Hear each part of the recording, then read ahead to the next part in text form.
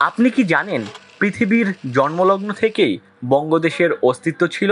এমনই এক বিস্ময়কর তথ্য উঠে এসেছে বিভিন্ন গবেষকদের গ্রন্থাগারে।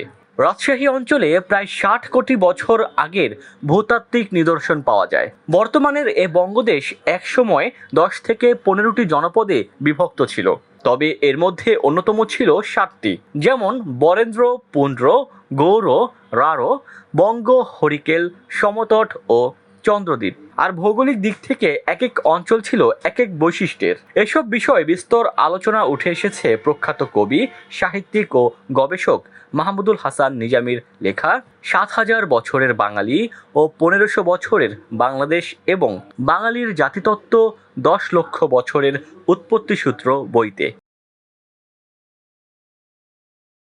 ডেস্ক রিপোর্ট, দৈনিক ডেসটিনি।